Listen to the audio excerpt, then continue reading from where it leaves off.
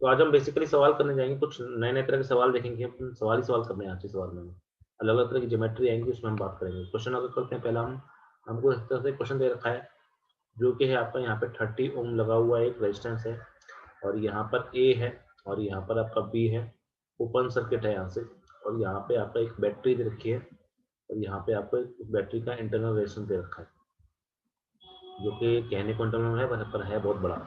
यहाँ पे इसका आपको 120 वोल्ट की एक बैटरी दे रखी है। सवाल आपसे पूछ रखे हैं, सवाल आपसे क्या पूछ सकते हैं, फाइंड, ठीक है, फाइंड आपसे पहला सवाल पूछ रखा है V A minus V B निकालना है। दूसरा सवाल आपसे पूछ रखा है कि V B minus V A निकालना है। तीसरा सवाल आपसे पूछ रखा है कि करंट निकालना है, current through circuit, current circuit में कितना करंट पास ऑन हो रहा है, ये पूछा है। और आपसे फोर्थ क्वेश्चन पूछा है, आपसे फोर्थ क्वेश्चन आपसे पूछा है voltage drop across each register। सवाल है, करने की कोशिश करो, आंसर निकाल के बताओ जल्दी जल्दी क्या आंसर आ रहा है तुम लोग। चलिए करते हैं कोशिश करने के क्वेश्चनों को।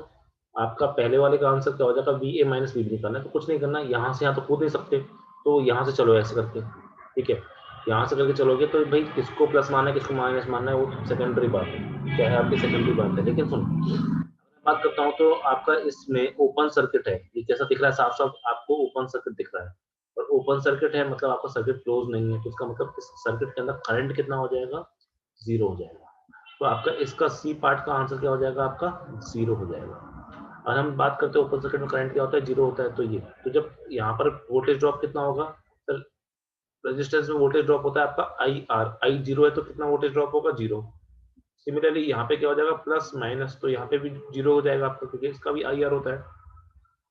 तो voltage drop across each resistor, दोनों रजिस्टर पे आपको वोल्टेज ड्रॉप कितना होने वाला है, जीरो होने वाला है। अरे सुनाई दे रहा है सबको, दिखाई दे रहा है सबको यहाँ पे जो चल रहा है, ठीक है। बात करते हैं V A minus V B की और V B minus V A की। तो देखो जो भी आंसर होंगे एक दूसरे को उल्टे ही निकल के आने वाले हैं, V A minus V B हो चाहे V B minus V A हो, ठीक है। चलो तो मैं क्या करता हूँ, वी ए से चलना शुरू करता हूँ, ऐसे करके चलते हैं, पहले वी ए लिख लिया, उसके बाद में आगे चलते हैं। यहाँ पे होता है माइनस आई आर, पर ये माइनस आई आर क्या है, जीरो है, माइनस जीरो।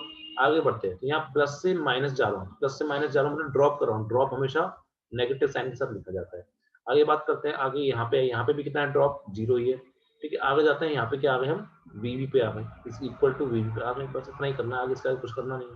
तो यहाँ से मेरा V A minus V B कितना निकल के आएगा, it will come out to be 120 volt, ठीक है। V A minus V B क्या आ गया आपका, 120 वोल्ट आ गया। तो अब आपका सवाल क्या है, V B minus V A, अरे तो इसका उल्टा ही तो पूछा है, तो वो कितना हो जाएगा, माइनस 120 वोल्ट हो जाएगा, ठीक है। तो ये सिंपल सा क्वेश्चन था। कभी कभी ऐसे ऐसे घटिया घटिया क्वेश्चन आ जाते हैं, बच्चे इनको भी गलत करके आते हैं, और चारों के आंसर आपको मैंने आपके सामने करके दे दिया। आई होप कि क्वेश्चन आपको अच्छे से समझ में आ गया होगा। चलिए एक काम करते हैं, फिर अगर समझ में आ गया तो नया क्वेश्चन करते हैं। अब क्वेश्चन देखो बच्चों अच्छे होते जाएंगे, क्वेश्चन जो है उनकी कैटेगरी धीरे धीरे अच्छी होती जाएगी, इसलिए कृपया करके क्वेश्चनों पर ध्यान दें अच्छे से, क्योंकि क्वेश्चन आपके अच्छे लेवल के बनते जाएंगे इसके बाद। क्वेश्चन आपको नेक्स्ट दे रखा है, ये क्वेश्चन बहुत बेहतरीन क्वेश्चन है, और ये मेरी गारंटी है कि क्वेश्चन आपका, आप कभी भी प्रीवियस ईयर के क्वेश्चन देखोगे आपको ये क्वेश्चन वहां जरूर मिलेगा। चाहे नीट का क्वेश्चन पेपर देखो, चाहे आप आईआईटी का क्वेश्चन पेपर देखो, चाहे आप बोर्ड्स का क्वेश्चन पेपर देखो, आपको ये क्वेश्चन वहां पे जरूर देखने को मिलेगा। इस तरह से आपको क्या कर रखा है, ये तीन रजिस्टर दे रखे हैं आपको, आर आर आर, और यहाँ पे ए और यहाँ पे बी। याद रखना आपका ए और बी जहां दे दिया इसका मतलब उनके बीच में बैटरी लगी हुई है।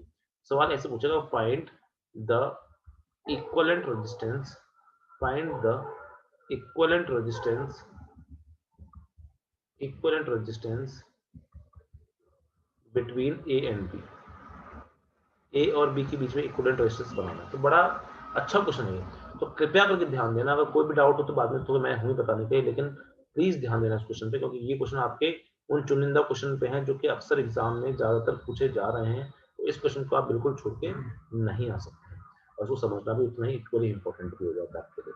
तो देखो जब भी इस तरह क्वेश्चन आते हैं तो याद रखना, जब भी कोई कनेक्टिंग वायर होता है और उसके अंदर उसके बीच में ना कोई बैटरी लगी है, ना कोई आपका लगा है उसके बीच में कोई बैटरी लगी है, ना कोई रेजिस्टेंस लगा है, तो ये पूरा का पूरा सेम टू सेम होगा, ये पूरा का पूरा क्या होगा आपका, सेम टू सेम ही होगा। ठीक है? तो ये ध्यान रखना, मतलब जितना वोल्टेज यहाँ पे होगा, जैसे जब भी इस तरह सवाल है ना, तो इसकी जगह वोल्टेज ले लो V और इसकी जगह वोल्टेज ले लो 0, ठीक है? अगर इनके बीच में एक बैटरी की तरह से मान लो, ये हो गया। तो मैंने क्या कहा सर यहाँ पे भी V होगा क्योंकि इसके बीच में कुछ नहीं तो V होगा। अब सुनो, यहाँ से लेकर यहाँ तक ये पूरा खाली पड़ा है ना, तो अगर ये V है तो ये भी क्या होगा? V ही होगा, ठीक है? उसके बाद में लेकिन यहाँ पे बीच में रेजिस्टेंस आ गया तो ये V नहीं होगा। फिर आगे बढ़ते हैं, तो उसके बाद कुछ नहीं कर सकते। फिर यहाँ पे आते हैं B। सर B पे वोल्टेज क्या है? 0 है, तो यहाँ पे भी वोल्टेज क्या हो जाएगा? 0 हो जाएगा, बिल्कुल हो जाएगा। उसके बाद में क्या करोगे? सर ये पूरा तार खाली पड़ा है, ये पूरा तार खाली पड़ा है, मतलब जितना वोल्टेज यहाँ पे होगा उतना ही वोल्टेज आपका यहाँ पे होना चाहिए, 0। अब एक एक काम करो, एक V लिखो यहाँ पे और एक 0 लिखो। ये चीज़ जो मैं बता रहा हूँ बहुत इंपॉर्टेंट है, फिर मैं आपको सीधे A और B से करके बता दूँगा। ठीक है? V लिखो, यहाँ 0 लिखो। अब देखो कि हर रेजिस्टेंस को उठाओ, इसको उठाना, इसको उठाना और इसको उठाना।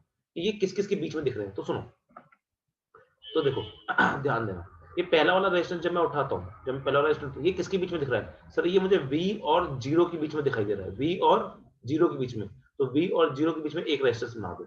ये प्रोसीजर मैं आगे भी यूज़ करूँगा, इसलिए अभी समझ जाओ इसको। मैंने क्या बोला? सर ये V होगा, ये 0 है, तो इसके बीच में एक रेजिस्टेंस ये आ रहा है। उसके बाद में इस रेजिस्टेंस को देखते हैं, ये किसके बीच में आ रहा है? सर ये 0 और V के बीच में आ रहा है। अरे V और 0 के बीच में आए, चाहे 0 और V के बीच में आए, सवाल और बात तो एक ही हो गई ना। V और 0 के बीच में आए, चाहे 0 और V के बीच में आए, एक ही बात है, बस आप उसको ऐसे बना दो। तो यहाँ से एक रेजिस्टेंस दिया जो आपने इसके बीच में ऐसे बना दिया। ठीक है। कोई बच्चा बोलेगा सर आपने यहाँ क्यों नहीं बनाया? क्योंकि यहाँ पे बनाते फिर 2R हो जाता। हमें तो सिंगल एक आर दिख रहा है ना, सब अलग-अलग दिख रहे हैं। और एक और बात मैंने आपको याद करो बताई थी कि जब भी कोई 2-3 रेजिस्टेंस आपके पैरेलल में होते हैं, जब भी 2-3 रेजिस्टेंस पैरेलल में होते हैं, तो उनका क्या सेम होता है? उनका वोल्टेज सेम होता है। Potential drop between all the resistance in parallel have same voltage difference. तो अगर मैं देख रहा हूँ कि बीच वाले रेजिस्टेंस का पोटेंशियल डिफरेंस क्या है? V-0 और इसका भी क्या है? V-0। इसका मतलब दोनों किसमें होना चाहिए? पैरेलल में होना चाहिए। सिमिलरली तीसरे वाले को देखते हैं। तीसरा वाला किस, दो एंड देखो सर, एक वो V और 0 के बीच में, तो यहाँ पे V और 0 के बीच में लगा दिया आपने फिर से एक। V किसको डिनोट करता था? V आपका A को डिनोट कर रहा था। 0 किसको डिनोट कर रहा था? वो B को डिनोट कर रहा था। इस तरह से आपने बना दिया। तो आपको दिख रहा है कि ऊपर वाला जो सर्किट है, जो ऊपर वाला सर्किट है, वो क्या दिख रहा है कि all 3 resistance are in parallel. और जब पैरेलल में होते हैं तो मैंने आपको कंसेप्ट क्या बताया था? क्या तीनों इक्वल है? हाँ सर, तीनों इक्वल है। तो आपका R इक्विवेलेंट क्या हो जाएगा? आपका सिंपल R/3 हो जाएगा। जल्दी से बोल जाओ ये क्वेश्चन समझ में आया कि नहीं आया? ये बहुत ज्यादा इंपॉर्टेंट क्वेश्चन है और बहुत बार अलग-अलग एग्जाम में पूछा गया है। आगे भी पूछा जाएगा तो कोई नई बात नहीं होगी, लेकिन इस क्वेश्चन को आप छोड़ के नहीं आते। जल्दी बताओ समझ में आया कि नहीं आया? कैसे किया है क्वेश्चन? अगर क्वेश्चन में बिल्कुल भी कोई भी हल्का-फुल्का भी डाउट है तो बता दो, मैं आगे इसको अपने तरीके से एक और तरीके से समझा दूँगा, या फिर जब तक समझ में नहीं आएगा तब तक हम समझते रहेंगे। लेकिन ये समझना बहुत इम्पोर्टेंट, जो प्रोसेस मैंने आपको बताया ना, उस प्रोसेस पे ध्यान रखना कि मैंने क्या मान लिया, एक तरफ V मान लिया, एक तरफ 0 मान लिया। आज के बाद मैं एक और ट्रिक आपको बताऊँगा कि 0 और V ना मान के आप A और B मान लेना। A और B मान लेना, थोड़ा करना ईज़ी हो जाएगा, ठीक है? तो समझ में आ गया। एक क्वेश्चन करते हैं एक और ऐसा, ठीक है? चलो आगे बढ़ते हैं।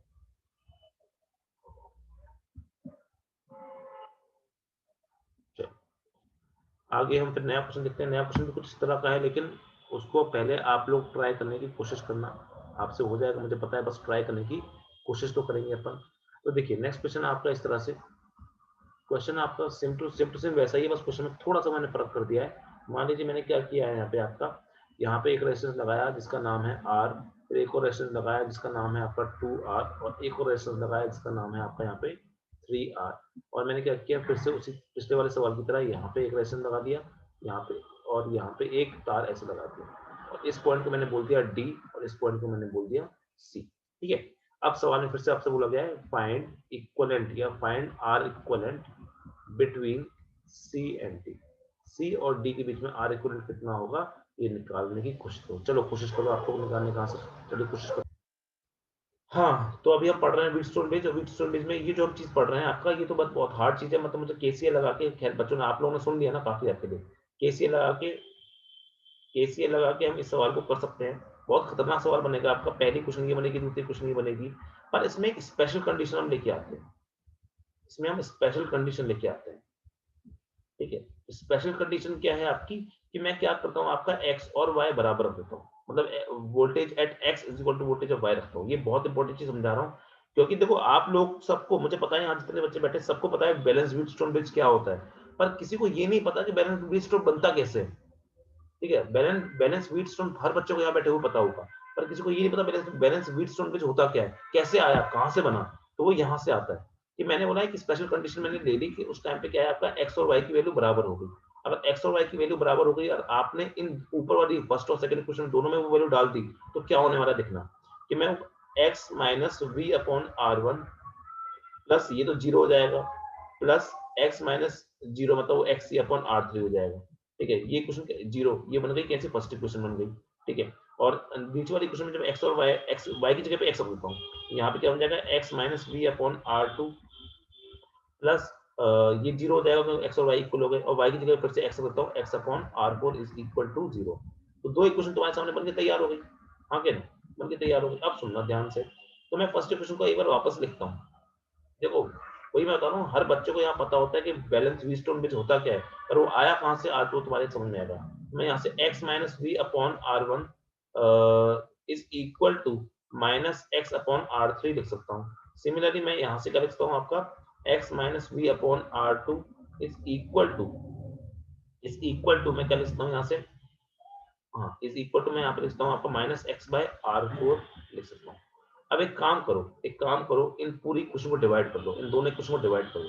जब इन दोनों क्वेश्चन को डिवाइड करते हो आप आपस में, तो क्या ये x माइनस वी ये x माइनस वी कट जाएगा, क्या ये माइनस एक्स और ये माइनस एक्स कट जाएगा।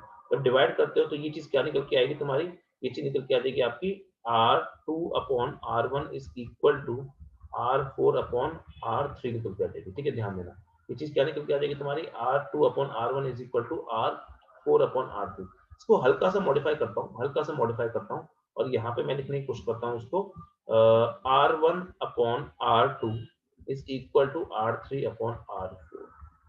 तो ये कंडीशन कब निकल के आई, कंडीशन तब निकल के आई जब आपने क्या लिख दिया था x और y को इक्वल लिख दिया। अच्छा x और y को इक्वल लेने से हुआ क्या, x और y को इक्वल लेने से हुआ क्या कि जो आपका जो बीच वाला रेजिस्टेंस था R5 उसमें क्या होगा कि करंट इन R5 क्या हो जाता है आपका वो जीरो हो जाता है, क्योंकि वो x और y के डिफरेंस पे डिपेंड करता है, ये जीरो हो जाता है। ठीक है, तो ये कंडीशन जो हो जाती है वो कंडीशन कहां से आई, जब ये कंडीशन सेटिस्फाई होती है, और इस कंडीशन को कि x और y इक्वल हो गए और आपका बीच वाले रेजिस्टेंस में करंट जीरो रहता है, इसको हम बोलते हैं आपका व्हीटस्टोन ब्रिज। तो अभी भी है ये, ठीक है, इसको हम बोलते हैं आपका एक स्पेशल नाम से पुकारते हैं जिसको हम बोलते हैं आपका बैलेंस्ड व्हीटस्टोन ब्रिज।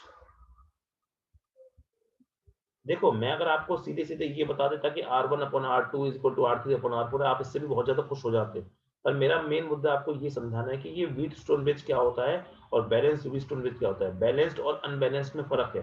अगर आपका अनबैलेंस्ड है तो उसमें एक्स और वाई बराबर नहीं होते, अगर बैलेंस्ड है तो उसमें एक्स और वाई आपके बराबर हो जाते हैं और बीच वाले रेजिस्टेंस में क्या होता है आपका करंट जीरो हो जाता है।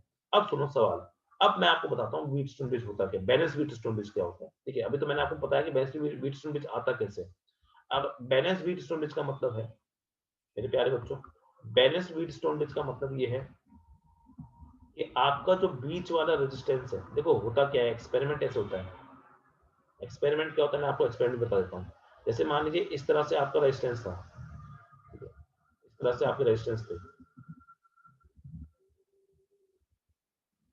ठीक है, कि भाई मैंने बोल दिया कि ये आपका हो गया आरपी हो गया, ये आपका आर क्यू हो गया, ये आपका आर आर हो गया और ये आपका आर एस हो गया। ठीक है, एक काम करते हैं आर पी क्यू आर हटाना शुरू कर देते हैं, पी क्यू आर एस लिखते हैं simple. P Q R S आपका रेजिस्टेंस दिखाता है, पी हो गया, क्यू हो गया, ये आपका आर हो गया और ये आपका एस हो गया, ये सब रेजिस्टेंस है। और बीच बीच वाला मान लो उसका नाम मैंने कुछ टी कर दिया, यहाँ पे मैं लगाता हूँ एक गैल्वेनोमीटर, यहाँ पे मैं क्या लगाता हूँ आपका एक गैल्वेनोमीटर। फिर मैं देखता हूँ कि देखिए जब लगाओगे बैटरी तो यहाँ से करंट फ्लो होगा, करंट फिर यहाँ भी जाएगा यहाँ भी जाएगा, बिल्कुल जाएगा। पर बात यह है कि मैं ना आपकी P की वैल्यू फिक्स रखता हूँ, Q की वैल्यू फिक्स रखता हूँ, R की वैल्यू फिक्स रखता हूँ, और S को मैं क्या करता हूँ आपका S को मैं एक वेरिएबल रेजिस्टेंस बनाता हूँ। S को मैं क्या बनाता हूँ एक वेरिएबल रजिस्टर बनाता हूँ। ये एक्सपेरिमेंट होता है, वेरिएबल रजिस्टर को हम इस तरह से कहते हैं, इस तरह से बना के हम ऐसे कर देते हैं। तो एक वेरिएबल रजिस्टर, अब मैं क्या करता हूँ S की वैल्यू को चेंज करता हूँ, एस ये एक्सपेरिमेंट होता है, एस की वैल्यू को चेंज करता हूँ और इस तरह चेंज करता हूँ, इस तरह चेंज करता हूँ कि मैं एक ऐसी कंडीशन पे आ जाता हूँ कि इस गैल्वेनोमीटर की रीडिंग क्या हो जाती है जीरो। गैल्वेनोमीटर जो है वो करंट नापने का काम करता है, स्मॉल करंट्स को भी नाप सकता है। तो मैं क्या करता हूँ आपका इस तरह से एस की वैल्यू को लगातार चेंज करता हूँ कि मेरा एक टाइम पे आपका गैल्वेनोमीटर की रीडिंग क्या हो जाती है, जीरो हो जाती है। जब मेरे गैल्वेनोमीटर की रीडिंग जीरो हो जाती है उस टाइम पे मैं क्या कहता हूँ आपका जो गैल्वेनोमीटर की रीडिंग है वो आपकी क्या हो जाती है, जीरो हो जाती है, तो उस टाइम पे मैं कहता हूँ कि आपको कैसा मिल गया है व्हीटस्टोन बैलेंस व्हीटस्टोन ब्रिज मिल गया है। और उसकी खास बात क्या है कि ये एस कब होता है ऐसा, जब आपका P upon Q is equal to R upon S होता है। जब आपका P अपॉन Q आपका R अपॉन S होता है तो आपको क्या मिलती है, तो you will call it as condition of balanced Wheatstone bridge. You will call it as condition of balance Wheatstone bridge. मतलब अगर कल को आपको चेक करना है कि कोई व्हीटस्टोन ब्रिज बैलेंस है कि नहीं है, तो आपको क्या करना पड़ेगा, देखो ये P अपॉन Q ऊपर वाला अपॉन नीचे वाला इज इक्वल टू ऊपर वाला अपॉन नीचे वाला, अगर ये बराबर आ जाता है तो आप उस टाइम पे क्या बोलोगे कि आपका बैलेंस व्हीटस्टोन ब्रिज बन रहा है। अच्छा, अगर ये बैलेंस व्हीटस्टोन ब्रिज बन गया तो उससे आगे क्या करेंगे सर, तो सुनो आगे हम क्या करेंगे। मैंने बोला कि सर देखिए आपका अगर ये बीच वाले में अगर करंट जीरो हो गया, बीच वाले में अगर करंट जीरो हो गया, तो आप इसको लगाने का फायदा क्या है, आप इसको हटा सकते हो ना यहाँ से। अगर बीच वाले में क्या हो गया आपका, बीच वाले में अगर करंट जीरो होगा तो बीच वाले में लगाने का कोई फायदा है नहीं। तो मैं आप इस सर्किट को आप इस तरह से देख सकता हूँ, इस तरह से सर, इस सर्किट को आप इस तरह से देख सकते हो, इस तरह से, ठीक है। और आपका बैटरी इस तरह लगी है और इस तरह, मतलब आप इसके बीच में आपको क्या निकालना है, इसके बीच में आपको निकालना है रेजिस्टेंस। तो ये क्या है आपका, ये P है, ये क्या है Q है, ये आपका R है, ये S है। तो बैलेंस व्हीटस्टोन ब्रिज को आप इस तरह बना सकते हो। अब तो सवाल करना आपके लिए बहुत आसान है, क्यों कि ये दोनों किस में दिखेंगे, ये दोनों आपको सीरीज में दिखेंगे, ये दोनों किस में दिखेंगे, सीरीज में। तो इसको मैं और आगे अगर बनाना चाहता हूँ तो कैसा बन जाएगा, तो देखिए ऊपर वाले सीरीज में और ऊपर वाले का क्या हो जाएगा, सीरीज में तो सीरीज से जोड़ देते हैं तो P प्लस R, नीचे वाले किसमें वो भी सीरीज में, तो वो क्या हो जाएगा आपका Q प्लस S हो जाएगा। नेट रेजिस्टेंस क्या हो जाएगा आपका, अब ये दोनों किसमें है आपके, ये दोनों पैरेलल में है। अब ये किसमें दिख रहे हैं आपको, ये दोनों आपको पैरेलल में दिख रहे हैं, ये दोनों आप किसमें आपके पैरेलल में है, ठीक है। अब पैरेलल में तो आप आंसर निकाल सकते हो, 1 बाय आर इक्विवेलेंट क्या हो जाएगा आपका 1 upon P plus S plus 1 upon Q plus S, और यहाँ से आप आर इक्विवेलेंट का आंसर बड़े आराम से निकाल सकते हो। जल्दी से बताओ क्या आपको अच्छे से बैलेंस व्हीटस्टोन ब्रिज कहाँ से आता है, कैसे आता है, व्हीटस्टोन ब्रिज समझ में आया क्या होता है। व्हीटस्टोन ब्रिज हमेशा ऐसा P upon Q equal to R upon S हो, ऐसा कोई जरूरी नहीं है। उसकी एक स्पेशल कंडीशन होती है, वो स्पेशल कंडीशन क्या होती है, जब बीच वाले रेजिस्टेंस में आपका करंट जीरो होता है तब हम बोलते हैं आपका उसको बैलेंस व्हीटस्टोन ब्रिज बोलते हैं। और उसका एक्सपेरिमेंट मैंने आपको समझाया, कंडीशन में आपको समझाई। तो जब भी आपको बैलेंस व्हीटस्टोन ब्रिज चेक करना होगा तो सबसे पहले आपको ये चेक करना, जल्दी बताओ समझ में आया कि नहीं आया। अच्छा, कोई आपको समझाएगा भी नहीं, इतना बैलेंस व्हीटस्टोन समझाएगा नहीं। देखो मैंने आपको इनडायरेक्टली आपको ये भी समझा दिया कि अगर कल को अनबैलेंस्ड व्हीटस्टोन ब्रिज आ गया, कल को अगर आपका अनबैलेंस्ड व्हीटस्टोन ब्रिज आ गया तो उस सवाल को आप कैसे करेंगे। आई होप कि ये बात अच्छे से समझ में सब बच्चे को आ गई होगी। चलिए आगे बढ़ते हैं, ठीक है। अब एक सवाल, अच्छा मान लो कि, चलो मान के लो बाद में करेंगे उस मानने वाली चीज को।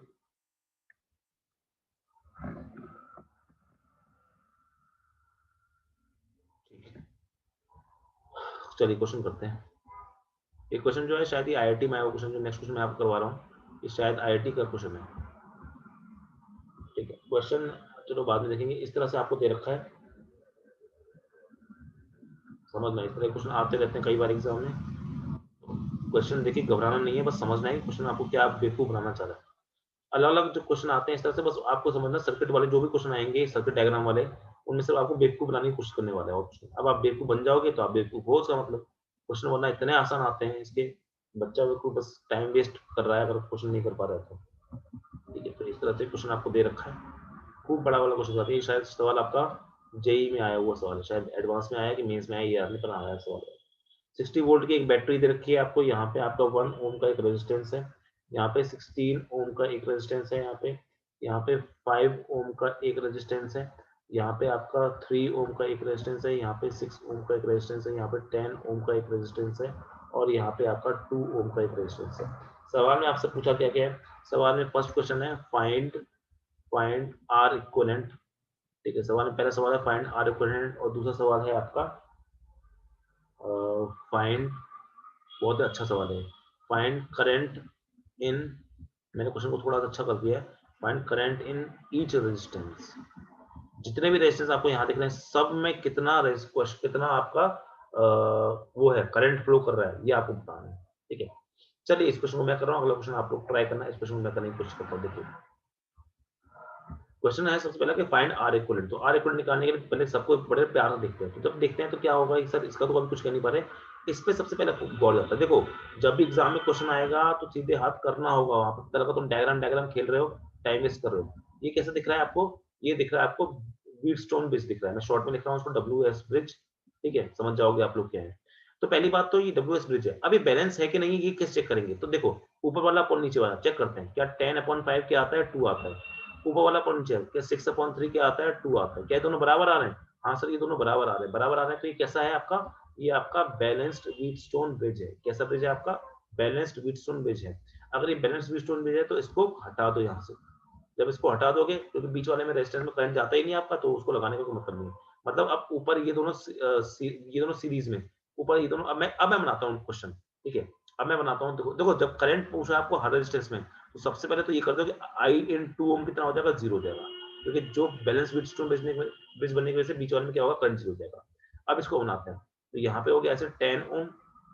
मैं टाइम वेस्ट कर रहा हूँ ऐसे बना के, ठीक है, और लेकिन फिर भी आपके लिए पहली बार कर रहा हूँ तो इसलिए बना देता हूँ। 5 ओम हो गया। यहाँ पे क्या हो गया आपका? 3 ओम हो गया। आगे अगर बात करते हैं डायग्राम में आपको क्या दिख रहा है? यहाँ पे 16 ओम दे रखा है, ठीक है, यहाँ पे 16 ओम दे रखा है, और पूरे पे बैटरी लगी है आपकी, यहाँ पे 60 वोल्ट की बैटरी लगी है, यहाँ 1 ओम लगा है, 1 ओम लगा है यहाँ पे, और यहाँ पे क्या है आपका? 60 वोल्ट। तो सुनो एक बात, तो इतना तो पक्का है, पहली बात तो इतना तो पक्का है, आपको इतना समझ में आना चाहिए कि सर जितना भी करंट आपका इसमें होगा उतना ही इसमें होगा, क्योंकि दोनों सीरीज में। सिमिलरली जितना करंट इसमें होगा उतना ही करंट इसमें होगा। और अगर ये दोनों पैरेलल में और ये इन दोनों के साथ पैरेलल में, तो ये तीनों ही आपस में पैरेलल में एक्चुअली में। तो मैं इसी सवाल को कैसे बना सकता हूँ आपका, कि ऊपर हो गया 16 ओम, ठीक है, बीच में हो गया आपका 8 ओम, और यहाँ पे क्या हो गया आपका? 16 ओम फिर से हो गया,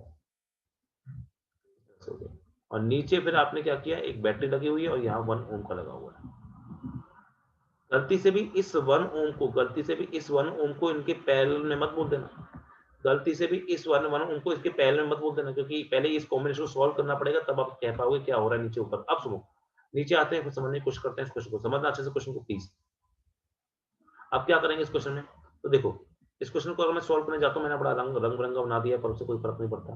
तो सुनो, इसमें आप देखो इस सवाल को जल्दी करने का तरीका क्या है। तो फॉर्मुला लगाने की जरूरत नहीं है सर। 16 ओम और 16 ओम तो पैरेलल में है ना, 16 ओम और 16 ओम पैरेलल में, और क्या इक्वल है? मैंने कहा था जब दो इक्वल रेजिस्टेंस पैरेलल में होता है उनका आधा हो जाता है, तो मतलब इस 16 का आधा, इस 16 और 16 को जब मैं जोड़ूंगा तो आधा हो जाएगा। कितना हो जाएगा? 8 हो जाएगा। 8 हो जाएगा। डायरेक्टली सुनो, डायरेक्टली आंसर निकालना है। ये 16 और 16 पैरेलल में है, तो पैरेलल में जब दो रेजिस्टेंस बराबर होते हैं तो उनका रेजिस्टेंस क्या हो जाता है? आधा हो जाता है। तो आधा आधा कितना हो जाएगा? 8 हो जाएगा। मतलब अब इन दोनों को कंबाइन करने के बाद 8 आ चुका है। अब ये 8 और ये 8 क्या है? ये भी पैरेलल में, ये 8 और ये 8 भी क्या है? पैरेलल में। पैरेलल में जब दो रेजिस्टेंस होते हैं तो क्या उनका भी आधा हो जाता है? तो हाँ बिल्कुल सर, ये 8 ये 8 तो उसका भी आधा, मतलब जब इसको मैं इक्वल बनाता हूँ तो यहाँ पे मतलब यहाँ 4 ओम बचा होगा बस। यहाँ 4 ओम बचा होगा। यहाँ बैटरी है 60 वोल्ट की, और यहाँ पे इंटरनल रेजिस्टेंस क्या है? 1 ओम का है। ठीक है, आई होप कि जो मैंने डायरेक्ट बताने की बात करी आपको समझ में आ गई। अगर किसी को उसमें दिक्कत है तो आपको 1/16 प्लस 1/8 प्लस 1/16 से आंसर कर सकता है। अब फाइनल डायग्राम क्या हो जाएगा सर? ये 4 ओम और ये 1 ओम क्या है? आपके सीरीज में है। तो फाइनल डायग्राम आपको बनाना होगा तो आप क्या बनाओगे? 5 ओम लगाए यहाँ पे, और यहाँ पे क्या लगा होगा आपका? 60 वोल्ट की बैटरी लगी होगी। तो आर इक्विवेलेंट क्या निकल के आ गया? पहली बात तो आर इक्विवेलेंट इस सवाल में निकल के आ जाएगा आपका सिंपल सा 5 ओम। देखो कितने सारे रेजिस्टेंस लगे हुए थे, लेकिन तुमने कितनी सिंपली सारा आंसर निकाल के आपके सामने रख दिया। अगर आर इक्विवेलेंट 5 ओम आ गया, अब करते हैं सारा खेल करंट का।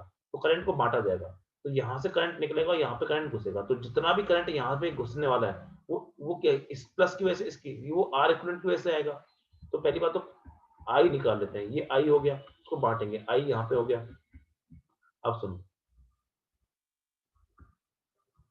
थोड़ा तो ऊपर कर लेते हैं इसको, अब दिख रहा होगा। यहाँ पे अगर आपने आई ले लिया,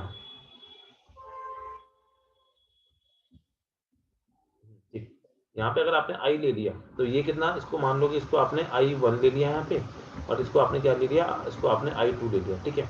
I2 ले लिया, फिर इसके बाद क्या करो? इसको मान लो आपने I3 ले लिया, इसको मान लो आपने I4 ले लिया, ठीक है।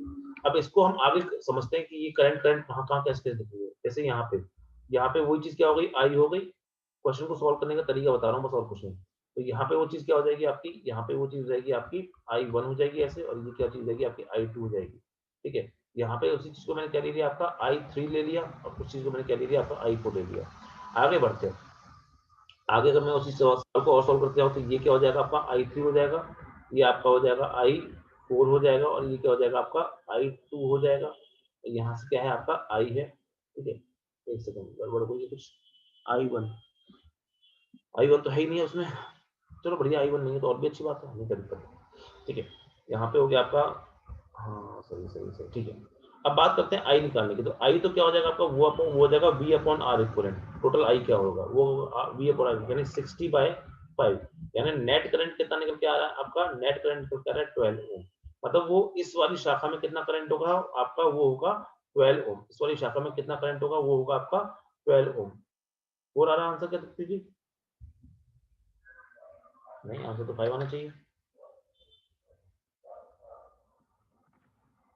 चलो ठीक है, तो 12 एम्पेयर आपका आंसर आ जाएगा आई का। तो मतलब 1 ओम में से कितना निकलने वाला है, 1 ओम में से आई निकलने वाला है, ठीक है। तो 1 ओम में रेजिस्टेंस कितना होगा सर, 1 ओम के अंदर का रेजिस्टेंस, इसके अंदर का करंट क्या होगा, इसके अंदर करंट होगा आपका 12 एम्पेयर। बाकी करंट हम देखते हैं। अब सुनो, 12 एम्पेयर आगे जाके बटा, आगे जाके कैसे बटा होगा, तो सुनो, इस पूरे का रेजिस्टेंस कितना निकल के आया होगा, इस पूरे का रेजिस्टेंस।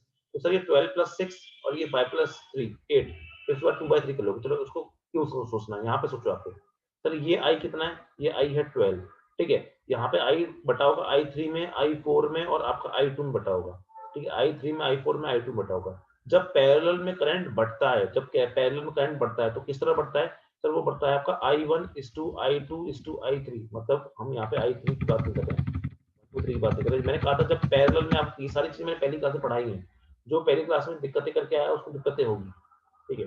तो मैंने क्या बोला सर, इस केस में क्या लिखता हूँ आपका I3:I4:I2 अगर मैं लिखना चाहता हूँ तो वो आपका डिपेंड करता है V अपॉन R पे। तो यहाँ पे 1/R3 वाला कौन सा है, 1/R16 बोल देता हूँ, 1 चलो मैं सीधे रेजिस्टेंस का नाम लिखता हूँ। मतलब जब आपका पैरेलल में होता है, करंट को बांटना होता है, तो वो 1/R पे डिपेंड करता है। इस पर डिपेंड करता है 1/R पे। तो 1/R क्या हो जाएगा सर, यहाँ पे 1/16 हो जाएगा, यहाँ पे 1/8 हो जाएगा और यहाँ पे आपका 1/16। ये सारी चीज मैं पहले बता चुका हूँ, अच्छे से डाउट नहीं होना चाहिए। तो यहाँ से जब I3, I4 और I2 को सॉल्व करते हो, तो देखो मैं फिर से बता रहा हूँ कि मैं बहुत रफली कर रहा हूँ क्वेश्चन को, और रफली ही करूंगा, एग्जाम में आपको स्टेप दिखा के नहीं आनी है। जब इसको मैं क्या करता हूँ आपका, इसको जब मैं लिखना चाहता हूँ तो ये आपका हो जाएगा, ये हो जाएगा 1:2:1 हो जाएगा। तो इसको आप रेशियो को चेंज करते हो तो 1:2:2 हो जाएगा, ठीक है। इसमें क्या करना, 2 मल्टीप्लाई कर दो तो यहाँ पे 60 सब कर देंगे तो 1:2 तो मतलब I3 I4 I2 किसमें बटेंगे आपके, 1:2:1 में बटे। आई ये किसमें बटे हैं आपके, देखो यही सवाल है जो सवाल आपके गलत होंगे एग्जाम में। इससे हार्ड सवाल नहीं आएंगे, पहली बात तो समझना, करंट से हार्ड सवाल आपसे पूछेगा ही नहीं। अब आगे की बात करते हैं सर, देखिए I3 I4 और I2 किस में बटे हैं आपके, वो आपके 1:2:1 के रेशियो में बटे हैं।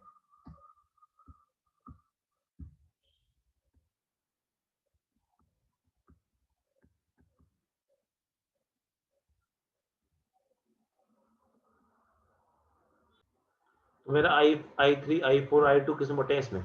अब एक बात मैं जानता हूँ कि सर जो I3 I4 और I2 बन रहे हैं वो बन कहाँ से रहेंगे, बन तो इसी से रहना, तो 12, मतलब 12 को मैंने आपका इन 3 रेशियो में बांट दिया। जो 12 है बेटा वही तो आगे जाके आपका I3 I4 I2 में बट रहा है। तो मतलब मैंने क्या किया है, आपके 12 एम्पेयर को मैंने आपका इस रेशियो में बांट दिया है, ठीक है। 12 को अगर रेशियो में बांट दिया तो आपका आई ये टोटल कितना है, ये है 1 + 2 + 1 यानी 5 है। ये कितना है, टोटल 5 है। यानी आप क्या बोल सकते हो सर, 5 की वैल्यू क्या है, 12 है, तो 1 की वैल्यू क्या हो जाएगी, 12/5 हो जाएगी। तो 2 की वैल्यू क्या हो जाएगी आपकी, वो हो जाएगी आपकी 24/5 हो जाएगी। मतलब इसमें जो 1 है उसकी वैल्यू क्या है आपके 12/5 है। मतलब आपकी I3 की वैल्यू और आपकी I2 की वैल्यू क्या है, वो 12/5 है। और आपका इसकी वैल्यू I4 की वैल्यू क्या है, वो आपको 24/5 है। जिसको ये चीज समझ में नहीं आई, जो मैंने डायरेक्ट करी, वो समझो कि मैं जानता हूँ कि आई आपका किसके बराबर है सर, आई आपका I3 + I4 + I2 के बराबर है। ध्यान से देखो यहाँ पे, ये जो आई है आगे जाके I3 I4 और I2 में बट गया है, तो यहाँ से आई की वैल्यू क्या हो जाएगी आपकी, I3 + I4 + I2 के बराबर है। अब मैं यहाँ से एक चीज क्या लिख सकता हूँ, लिख चुका हूँ सर, I3 I4 और I2 का रेशियो क्या है, 1:2:1। मतलब आई कितना है आपका 12 है, और I3 को मैं मान लेता हूँ आपका x मान लेता हूँ। अगर ये x है तो ये 2x हो जाएगा, ये 3x हो जाएगा, तो ये 2x हो जाएगा और ये 3x हो जाएगा। सॉरी 3x नहीं, ये आपका x, ये भी x होगा, x x x 2x x, ठीक है। ये 5x यानी 5x की वैल्यू क्या हो गई 12 हो गई, तो x की वैल्यू क्या हो जाएगी आपकी 12/5, x की वैल्यू क्या हो जाएगी आपकी 12/5 हो जाएगी। ठीक है, ये 12/5 क्या हो गया, ये हो गई I2 I3 की वैल्यू, I3 क्या है आपका 12/5 है। ठीक है, I4 क्या है सर, वो आपका 2 टाइम्स है, 2x मानोगे ना इसको, तो वो क्या हो जाएगा आपका 24/5 हो जाएगा, और आपका I2 क्या हो जाएगा, वो भी आपका 12/5। तो ये बच्चों का तरीका है, ये बच्चों वाला तरीका है सर, 5 नहीं 4, क्या 4, ओ सॉरी सॉरी सॉरी सॉरी, हाँ मेरी गलती, okay okay okay okay okay okay, मैंने यहाँ गलती कर दी, पहले इसको मिटा देते हैं। अच्छा मैंने रेजिस्टेंस 5 था, मेरे दिमाग में 5 रेजिस्टेंस घूम रहा तब से, किसी ने स्टार्टिंग में 5 4 लिख दिया था, मेरे दिमाग में वो रेजिस्टेंस आ गया। ठीक है सही सही सही, मैं इसको मिटा देता हूँ। चलो देखो, दो तरीके होते हैं रेशियो प्रोपोर्शन वाले, जो क्वेश्चन करने के तरीके दो होते हैं। तरीका क्या है समझो, मैंने गलती कर दी, मैंने 5 ले लिया, मेरा रेजिस्टेंस दिमाग में आ गया था। मैंने क्या बोला, ये क्या है आपका 1 है 2 है 3, तो 4 हो जाएगा, तो मैं एक सिंपल कह सकता हूँ कि सर देखिए टोटल कितना है 4x है, और 4x किसको रिप्रेजेंट करेगा, टोटल करंट कितना 12 है। हाँ अच्छा आंसर भी आ जाएगा, तो x की वैल्यू क्या हो जाएगी 3 हो जाएगी। ठीक है, इसको x ले लिया, इसको 2x ले लिया, और इस पे x ले लिया, तो यहाँ से मेरा I3 क्या हो जाएगा सर, I3 क्या है आपका x है, तो कितना हो जाएगा 3 एम्पियर हो जाएगा। I4 क्या है 2x है, तो उसकी वैल्यू क्या हो जाएगी 6 एम्पियर हो जाएगी। और आपका I5 की वैल्यू, सॉरी I2 की वैल्यू क्या है सर, I2 की वैल्यू है आपकी वो भी x है, तो उसकी वैल्यू क्या हो जाएगी 3 एम्पियर हो जाएगी। ठीक है, टोटल आपका 6 12 आना चाहिए, तो 3 + 3 6 8 12, तो ये 12 ही आना चाहिए। तो इस तरह से आपके आंसर आ जाएंगे। अब आपसे पूछता है बताइए कौन से रेजिस्टेंस में कितना करंट है। अगर सवाल में अभी भी तुम्हारे से गुंजाइश रह गई कौन से उसमें कितना करंट है, तो देखो इसमें इन दोनों में सेम होगा, इन दोनों में सेम होगा, तो सीरीज में तो 10 वाले में कितना है, उसमें भी आपका 3 ओम है, इसमें भी 3 ओम है, इसमें कितना है, इसमें 6 ओम है, इसमें 6 ओम है, 16 वाले में कितना है, इसमें भी 6 ओम है, और इसमें कितना है, इसमें आपका 12 ओम है। तो इस तरह से आप सारे के सारे रेजिस्टेंस में क्या बता सकते हो, अपना करंट रखते हो। जल्दी से बताओ ये वाला क्वेश्चन समझ में आया कि नहीं आया, बहुत ही बेहतरीन सवाल, मतलब बहुत ही बेहतरीन सवाल, इससे हार्ड सवाल तो खुद दुनिया में आ नहीं सकता। तुम्हें क्या पूछा जाए इस सवाल में, जो सवाल सब पूछा था सब कुछ तो आपके सामने उसने कर दिया। जल्दी बताओ समझ में आया कि नहीं आया, जल्दी बताओ समझ में आया कि नहीं आया। अच्छा सवाल था, आसान सवाल बिल्कुल नहीं है, मैं बिल्कुल नहीं कहूँगा आसान सवाल है, लेकिन अगर थोड़ी बहुत दिक्कत हुई तो प्लीज जाके एक बार वीडियो जरूर देख लेना। ठीक है, सवाल आसान नहीं है, आज के सवाल, कुछ सवाल आपको लगेंगे कि कहाँ से निकल के आए सवाल ये, पर वो तभी आसान लगेंगे जब आप उन सवाल को खुद से करोगे एक दो बार, तभी आपको आसान भी लगेंगे। चलिए टाइम ना वेस्ट करते हुए आगे बढ़ते हैं, एक नया सवाल करते हैं, और ये सवाल आपका ये वही सवाल, ये जो भी सवाल आप कर रहे हैं ना, ज्यादातर सवाल आपके एग्जाम में पूछे गए, मैं अपने मन से नहीं बना रहा सारे सवाल, ज्यादातर सवाल आपसे एग्जाम में पूछे गए। ठीक है, तो सुनो, मान लीजिए आपका इस तरह से एक बार, इस तरह का सवाल हमने पहले भी किया है, लेकिन पहले वाले सवाल से धोखे में मत आना, बच्चे धोखे के चक्कर में गलतियां करके आ जाते हैं।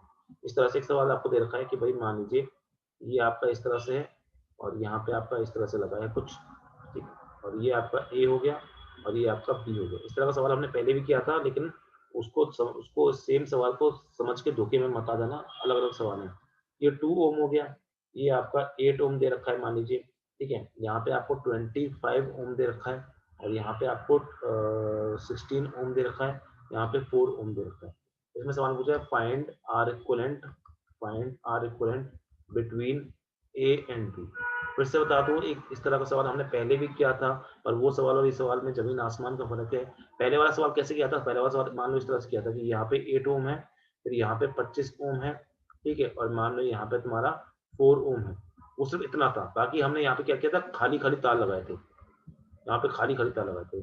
तो जब इस तरह का सवाल आ जाए, जब दोनों तार खाली खाली हो, तो कुछ मत करना, ये मानने के ये कह देना कि ऑल आर इन पैरेलल। जब इस तरह का सवाल आ जाए तो कुछ भी दिमाग मत लगाना, अगर खाली तार मिलते हैं, ये खाली तार और ये भी खाली तार, तब क्या मानना, ऑल आर इन पैरेलल। तो उस टाइम पे 1/r इक्वलेंट क्या लिख पाओगे, 1/r1 + 1/r2 + 1/r3 से आप आंसर निकाल सकते हो बड़े इजीली। लेकिन इस बार खाली तार नहीं है, इस बार क्या है आपका, खाली तार नहीं है, और जब आपका खाली तार नहीं है तब आप ये वाली चीज नहीं बोल सकते, तभी आप ये वाली चीज नहीं बोल सकते, इसलिए इस चीज को बचना। अब कैसे करेंगे सवाल को सुनो, फंडा वही है, फंडा वही है जो मैंने आपको पहले बताया था, वही फंडा है, कोई नई चीज नहीं हो रही है। तो सुनो मैं क्या बोलता हूँ, सर देखिए ये ए है तो मैं इसको भी क्या मान लूंगा अपना, ये ए है तो मैं इसको भी क्या मान लूंगा अपना, ए मान लूंगा, ध्यान देना, सुनना, अगर ये है तो मैं इसको भी क्या मान लूंगा अपना, ए मान लूंगा, ठीक है। ये बी है तो ये तक बी, लेकिन इस बार मैं यहाँ पर इसको बी नहीं मान सकता, इसको मैं बी नहीं मान सकता, क्यों नहीं मान सकता, बिकॉज आपका बीच में रेजिस्टेंस आ गया है, तो वोल्टेज ड्रॉप जरूर हुआ होगा। हाँ, बात तो सही आपने कर दी। एक काम करते हैं, इसको तुम्हारी माने तो वही काम करते हैं, तो सी मान लेते हैं, कोई भी, बी नहीं होगा इतना पक्का है। ठीक है, अब वैसी बात मैं यहाँ पे कहता हूँ, सर यहाँ पे अब मैं ए तो नहीं मान सकता, क्यों नहीं मान सकता मैं ए? क्योंकि साफ-सीधी बात है सर, ए इसलिए नहीं मान सकता क्योंकि यहाँ पे बीच में रेजिस्टेंस आ रहा है। यहाँ पे मैं कैसे ए मान रहा था कि ए और ए कैसे मान रहा था, क्योंकि यहाँ बीच में कुछ था नहीं। तो इस बार फिर मैं क्या करता हूँ, इसको कुछ नया बोलता हूँ, डी सी भी नहीं बोल सकता, सी भी नहीं बोल सकता क्योंकि साफ-सी बात है, ये और ये तो अलग ही अलग दुनिया चल रही है ना। हाँ, अब मैं क्या करता हूँ, अब मैंने जो वहाँ पे बताया था उस तरह से, यहाँ पे ए मान लो, ठीक है, यहाँ पे बी मान लो, ठीक है, मान लिया। अब देखो, सर ये 8 ओम कहाँ पे है? सर 8 ओम तो सर कोई सी आ गया बीच में, तो एक काम करो, अपने मन से कहीं सी बना दो। अपने मन से जहाँ तुम्हारा मन करे सी बना दिया, बना दिया। ठीक है? सर ये जो 8 ओम है, वो कहाँ ए वो कहाँ पर है आपका? वो ए और सी के बीच में। ए और सी के बीच में बना दिया इस तरह से। ये तरीके बहुत काम आते हैं, इसलिए इस तरीके को मैंने पहले समझाया था अच्छे से, अब वापस समझा रहा हूँ, समझ लो। फिर आगे बढ़ते हैं, सी और डी। सर डी नाम की चीज़ कहाँ से आ गई? तो एक काम करते हैं, इसको भी छोड़ देते हैं। इस डी नाम के यंत्र को भी छोड़ दिया जाता है। चलो ठीक है। इसके बाद देखते हैं ये इसको, आगे बढ़ते हैं, डी और बी। अब सर फिर डी और बी के बीच में, चलो इसको भी छोड़ देते हैं अभी डी पॉइंट को। फिर बी और सी में दिख रहा है, तो यानी बी और सी के बीच में क्या दिख रहा है? 16 ओम दिख रहा है। बी और सी के बीच में क्या दिख रहा है? आपको 16 ओम दिख रहा है। और देखते हैं ए और डी। अरे सर ये डी बड़ा तंग कर रहा है। एक काम करो, अपने मन से ना कहीं एक सी आपने ऊपर मान लिया ना, आप चाहो तो डी ऊपर भी मान सकते हो, कहीं मान सकते हो, लेकिन कहीं नीचे मानो, उससे क्या है ना, हौच पौच होने में थोड़ी प्रॉब्लम कम रहेगी, बीच में जबरदस्ती कोई चीज नहीं आएगी। तो डी, अब मैं देखता हूँ सर, देखो ए और डी के बीच में कौन है? 2 ओम है। चलो ए और डी के बीच में क्या कर दिया आपने? 2 ओम लगा दिया। फिर आगे चलते कौन सा रहेगा? देखो ये हो चुका है, ये हो चुका है, ये हो चुका है, ये हो चुका है, और अब ये आपका डी, ये भी हो चुका है। कौन-कौन सा रहेगा? सर 25 ओम। ये किसके बीच में? सी और डी के बीच में। सी और डी, अच्छा ये रहा सर, सी और डी। ठीक है, तो ये यहाँ पे लिख दिया 25 ओम। आगे बात करते हैं, सर ये भी हो गया। बचा कौन सा सर? ये किसके बीच में? डी और बी के बीच में। डी और ए के बीच, बी के बीच में सर लो लगा दिया, ये लो लगा दिया, लगा दिया। अरे सर ये तो कुछ जान-पहचान सा लग रहा है। ये तो कुछ जाना-पहचान सा लग रहा है ना। अब देखा, इस सवाल को कैसे उसने इसमें चेंज कर दिया। अगर वहाँ वो मेथड आपको नहीं बताया गया होता तो नहीं समझ पाते इस चीज़ को। अब क्या करना है? अब तो कुछ भी नहीं बचा यार मेरे ख्याल सवाल में, ठीक है? सवाल में अब क्या करना है? सर कुछ नहीं करना, आप देखिए। तो मैं क्या बोलूँगा यहाँ पे? मैं यहाँ बोलूँगा, देखिए सर, ये पहली बात तो ये क्या है आपका? व्हीटस्टोन ब्रिज है। क्या है आपका ये? जो आपका ये है अ, आपका ये गेहूँ पत्थर पुल बन गया। लेकिन ये बैलेंस है कि नहीं, वो चेक करना पड़ेगा। चेक करने के लिए 8/2 कितना होता है? 4 होता है। यहाँ पे 16/4 क्या होता है? 4 होता है। क्या ये दोनों बराबर हैं? हाँ सर, बिल्कुल बराबर हैं। तो इसको मतलब क्या मैं बोल सकता हूँ? इसको मैं बोल सकता हूँ आपका बैलेंस व्हीटस्टोन ब्रिज। इसको मैं क्या बोलता हूँ? बैलेंस व्हीटस्टोन ब्रिज बोलता हूँ। जैसे ही बैलेंस बोला, इसको यहाँ से हटाओ पहले तो। जैसे ही मैंने बैलेंस व्हीटस्टोन ब्रिज बोला, इसको हटाओ। उसके बाद तो सवाल बड़ा आपके लिए आसान रह गया है। 8 ओम और ये 16 ओम, और यहाँ पे नीचे फिर ये आपका 2 ओम, यहाँ पे 4 ओम, और यहाँ पे आपका, इसको जब हम ऐड करते हैं तो ये दोनों पैरेलल, ये दोनों सीरीज में, अगर ये दोनों सीरीज में है तो ये कितना हो जाएगा? 18 प्लस 16 आपका 24, और यहाँ पे क्या हो जाएगा आपका 2 और 4 आपका 6। अब 6 और 4 आपका पैरेलल में दिख रहे हैं, तो आप 1/6 प्लस 1/24।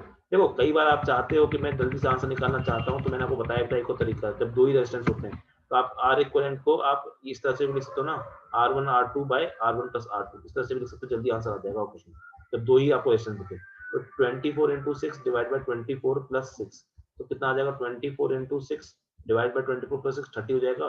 6 5 30, आंसर क्या आ जाएगा आपका? 24/5 ओम। या फिर इसको अगर मैं लिखना चाहता हूँ अपने उस फॉर्म में, डेसिमल फॉर्म में लिखना चाहता हूँ, तो हो जाएगा आपका 5 4 जा 20 और 5 8 जा 40। जल्दी बताओ कि ये समझ में आया कि नहीं? क्या इस वाले क्वेश्चन में और इस वाले क्वेश्चन में आपको बेसिक फर्क समझ में आ रहा है कि नहीं आ रहा है? जल्दी बताओ। तो ये दोनों क्वेश्चन अलग अलग हैं, एक जैसे दिखते जरूर है पर अलग अलग क्वेश्चन होते हैं। जल्दी बताओ, समझ में आया नहीं? अच्छे से समझ में आ रहा है कि नहीं आ रहा है? ठीक है, समझ में आ रहा है ना अच्छे से? क्योंकि इस 30 सवाल आपके एग्जाम में आएंगे, फंसेंगे, आपके गलत भी होंगे। बच्चे कई कई बार इसको देख के पैरेलल मार के आ जाते हैं, ये पैरेलल नहीं है, ये पैरेलल है। ठीक है, तो इस तरह का सवाल है तो समझना आपको बैलेंस व्हीटस्टोन की कुछ बात कर रहा है। ठीक है, इस तरह का सवाल आ जाए तो समझना खुद बैलेंस उसकी आपसे बात करने की कोशिश कर रहा है। चलिए बहुत अच्छी बात है, अच्छी बात है, नहीं समझ में आ रहा था। तो इस तरह के सवाल एग्जाम में कई बार आ चुके हैं। चलिए एक नए तरह का सवाल करते हैं, देखते हैं वो सवाल आपको लोग कर पाते हैं नहीं कर पाते। इसी तरह का सवाल है, और ये सवाल जो मैं नेक्स्ट करने जा रहा हूँ, ये आपका नीट में आया वो सवाल, नीट या IIT में आया वो सवाल है। सारे सवाल जो मैं यहाँ पे आप डिस्कस कर रहा हूँ ना, सबके सब आपके किसी ना किसी एग्जाम में पूछे गए। चलिए करते हैं आपका नेक्स्ट क्वेश्चन, देखते हैं आप लोग क्वेश्चन कर पाते हो कि नहीं। चलिए क्वेश्चन मैं आपके सामने टाइप कर रहा हूँ। क्वेश्चन है इस तरह से, क्वेश्चन है आपका इस तरह से कि मुझे वो देखो आर इक्वलेंट निकालना है और बी के बीच में, वो चीज लिखने का आप समझ जाओगे। मैंने बोला कि देखिए इस तरह से है आपका, एक यहाँ पर है आपका 3 ओम, ठीक है, यहाँ पे है आपका 6 ओम, ठीक है, और फिर मैंने क्या कहा कि भाई आगे जाके दुनिया खेल रही है एक दूसरे के साथ में, और फिर मैंने ऐसे कर दिया इसको, और यहाँ पे मैंने फिर लगाया आपका 8 ओम। अब आप लोग तैयार रहो क्वेश्चन करने के लिए, एक आध क्वेश्चन तो करोगे ना बेशर्मो, ठीक है, और यहाँ पे मैंने कर दिया आपका 2 ओम, यहाँ पे मैंने कर दिया आपका बी लगा दिया, और फिर मैंने क्या किया यहाँ पे कर दिया आपका 8 ओम लगा दिया इस तरीके से। बताइए आर इक्विवेलेंट बिटवीन ए और बी, निकालिए आर इक्विवेलेंट बिटवीन ए और बी क्या आंसर आएगा, चलिए निकाल के बताओ आंसर, देखते हैं कौन प्रिंसिपल आंसर निकालता है। चलिए करते हैं, देखिए फिर मेरे से बोलते हो कि मैं पढ़ा नहीं रहा हूँ, सवाल तुम करते ही नहीं, सवाल नहीं करो तो फिर क्या फायदा मेरे पढ़ाने का। तो देखो 3 ओम और 6 ओम कैसे हैं आपके, ये आपके हैं पैरेलल में, पैरेलल में क्या हो जाएगा आपका 3 into 6 divide by 3 plus 9, 3 plus 6 9, 3 to 9, 3 to 6, ये आ जाएगा आपका 2 ओम। तो इसको अगर हम एक बार छोटा सा रेजिस्टेंस बना के देखें तो ये इस तरह से बन के आएगा कि यहाँ पे क्या है आपका 2 ओम है, और फिर यहाँ पे क्या है आपका, यहाँ पे 8 ओम है, फिर आगे चलते हैं तो यहाँ पे 50 ओम है, ठीक है, और यहाँ पे फिर अगर हम आगे चलते हैं तो गलत लगा दिया थोड़ा सा, ठीक है, इस तरह से। तो यहाँ पे क्या हो गया आपका, यहाँ पे 8 ओम लगा हुआ है, ठीक है, और फिर यहाँ पे आपका 50 ओम है, और फिर यहाँ से आपका 8 ओम जा रहा है, और यहाँ से आपका 2 ओम जा रहा है। वेरी गुड अमन, बाकी लोग नहीं करना चाह रहे, मेरे से शिकायत मत किया करो तुम लोग कि तुम लोग मैं पढ़ा नहीं रहा हूँ, ये नहीं कर रहा हूँ, नहीं हो रहा है तो बात अलग है, सॉल्व भी नहीं कर रहे तो ये सबसे गंदी बात है, ठीक है, मुझे भी ठंड लगती है, मुझे भी मेरी तबीयत खराब होती है, ठीक है, मेरे घर में भी प्रॉब्लम है, मेरे घर में भी कुछ कुछ हो रहा है, शिकायत है बड़ी जल्दी कर देते हो तुम लोग, क्लास आते नहीं हो, ठीक है, मॉड्यूल तुम लगा नहीं रहे हो, शिकायत है मेरे से करते हो, ये जैसे मेरे पढ़ाने से तुम क्या बन जाओगे, जैसे मेरे से पहले तुमने आज तक कहीं पढ़ा ही नहीं कुछ, ठीक है,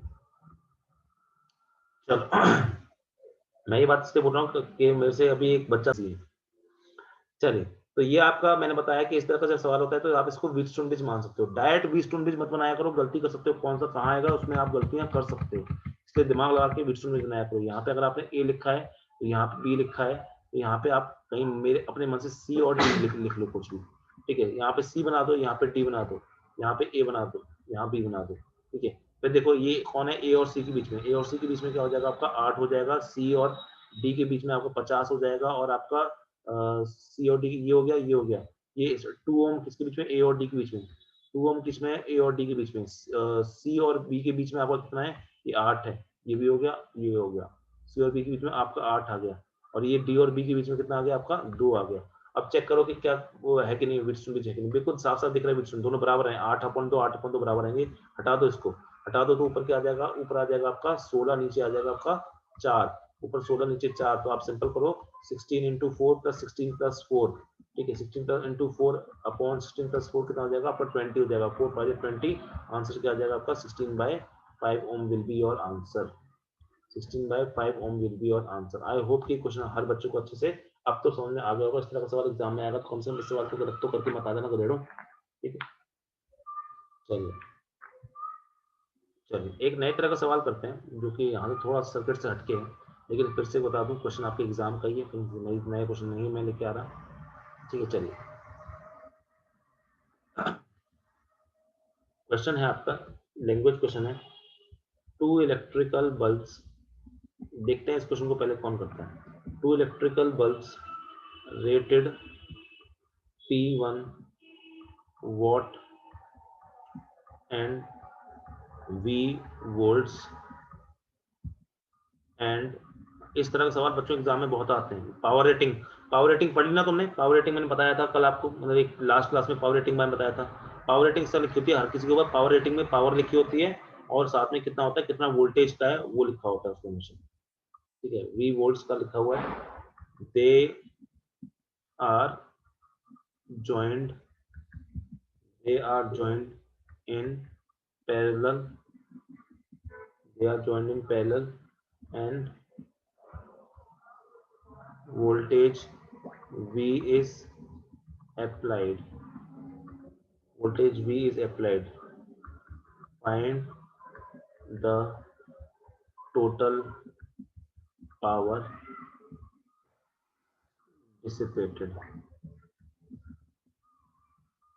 बताओ इसमें क्वेश्चन का आंसर क्या होगा? देखते हैं किसका आंसर पहले आता है, जल्दी बताओ। देखिए नीचे वाला, जब जिनका पहला वाला क्वेश्चन होगा वो नीचे वाला क्वेश्चन कर सकते हैं, इसका आंसर P1 प्लस P2। तो क्वेश्चन करने की कोशिश करते हैं, देखो क्या होगा आपका यहाँ पे आंसर क्वेश्चन। तो मैं क्या बोलता हूँ सर, आपका 2 इलेक्ट्रिक बल्ब रेटेड, देखो याद रखना ये पावर रेटिंग वाली चीजें मैंने आपको पहले समझाई भी थी। पावर रेटिंग क्या होती है आपको लास्ट वीडियो में। पावर रेटिंग जब भी कोई बल्ब होता है, कोई हीटर होता है, कोई भी चीज होती है दुनिया में, बल्ब हो, हीटर हो, चाहे कुछ भी हो, पहली बात याद रखना है इन सबकी जब पावर रेटिंग लिखी है, पावर रेटिंग मतलब इसके ऊपर एक रेटिंग लिखी होती है कि क्या है, तो उस पर जनरली आपका रेजिस्टेंस नहीं लिखा होता। तो जनरली रेजिस्टेंस, पावर रेटिंग का मतलब क्या होता है, वो क्या क्या सह सकते हैं। जनरली उस पर आपकी पावर मेंशन होती है और उस पर आपका एक वोल्टेज यानी पोटेंशियल कितना सह सकता है वो मेंशन होता है, कि इतने के ऊपर ये काम कर सकता है अच्छे से, इससे नीचे भी काम कर सकता है, पर इसके ऊपर काम करेगा तो फट जाएगा। ये होता है उसका मतलब। कभी भी रेजिस्टेंस लिखा हुआ नहीं होता, अक्सर रेजिस्टेंस लिखा हुआ नहीं होता आपका पावर वाले सवाल में। तो इस सवाल को हम कैसे करेंगे, तो मान लो बोल रखा है कि एक बल्ब है, ठीक है, उसका पावर रेटिंग आपको पी और बी दे रखी है। जनरली पावर रेटिंग दी जाती है ताकि आप रेजिस्टेंस निकाल सको, ठीक है, निकाल सको जनरली। देखो फिर सर रेजिस्टेंस डायरेक्टली क्यों नहीं देता, देखो रेजिस्टेंस अगर मैंने आपको बोल दिया, मान लो मैंने आपको बोल दिया रेजिस्टेंस 10 ओम है, तो मैं क्या समझ में आएगा रेजिस्टेंस 10 ओम है? क्या तुम कुछ दिमाग में सोच सकते हो 10 ओम का मतलब क्या, क्या नहीं, कुछ भी नहीं सोचते। लेकिन वही मैंने तुम्हें बोला कि 100 वाट का बल्ब है, तुम समझ जाओगे 100 वाट का मतलब 100 वाट की पावर की बात कर रहे हैं, तब तुम समझ जाओगे। इसलिए तुम्हें वाट्स दिए जाते हैं, पावर दी जाती है, रेजिस्टेंस तुम कुछ समझ नहीं सकते, ठीक है। तो रेजिस्टेंस निकालने के काम आता है। तो रेजिस्टेंस में मैं क्या आता हूँ, पी इक्वल टू क्या होता है sir, V square by R होता है, ठीक है, अगर वोल्टेज दिया है तो यहाँ से आर क्या हो जाएगा सर, आर हो जाएगा आपका पी, सर आर हो जाएगा आपका वी स्क्वायर बाय पी हो जाएगा, ठीक है, आर क्या हो जाएगा आपका वी स्क्वायर बाय पी हो जाएगा। यहाँ से मैं निकालना चाहूंगा तो आर वन क्या हो जाएगा आपका सर, वो पी वन, आपका वो हो जाएगा वी स्क्वायर बाय, दोनों का वी सेम दे रखा है ना, V square by P one, और आर टू क्या हो जाएगा, वो हो जाएगा आपका V square by P two हो जाएगा। चलिए अब क्या बोलता है, इन दोनों रेजिस्टेंस को मैंने क्या किया आपका सीरीज में लगा दिया, इन दोनों रेजिस्टेंस को मैंने क्या कर दिया आपका सीरीज में लगा दिया। और बोलता है सीरीज पे लगाने के बाद 20 वोल्ट की बैटरी पे लगाया, ये R1 हो गया, ये R2 का, तो बताइए अब कितनी पावर होगी। तो पावर निकालने के लिए सबसे पहले क्या काम करो, आप आर इक्विवेलेंट निकाल लो। आर इक्विवेलेंट क्या हो जाएगा सर, आर इक्विवेलेंट यहाँ पे आ जाएगा आपका वो हो जाएगा आपका R1 R2 bye R1 plus R2, ठीक है, R1 R2 bye R1 plus R2, ये हो जाएगा सर, बिल्कुल हो जाएगा। या आप सिंपल 1 बाय आर इक्विवेलेंट से भी बोल सकते हो, वही वाली बात निकल जाएगी। तो यहाँ से जब पावर निकालना चाहते हो, जब यहाँ से पावर निकालना चाहते हो टोटल रेजिस्टेंस की, तो वो क्या हो जाएगी आपकी, तो वो V square by R equivalent हो जाएगी। क्या हो जाएगी, वो V square by R equivalent हो जाएगी, बिल्कुल हो जाएगी। तो यहाँ से आप क्या बात करोगे, यहाँ से आप बोलोगे V square by R equivalent. तो आर इक्विवेलेंट कितना है सर, वो है आपका एक काम करो, इसको हम एक काम करो, दूसरे तरीके से देखते हैं इसको।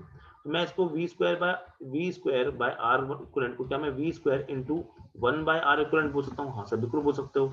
V square 1 by R one equivalent, क्या मैं इसको 1 by R one plus 1 by R two बोल सकता हूँ।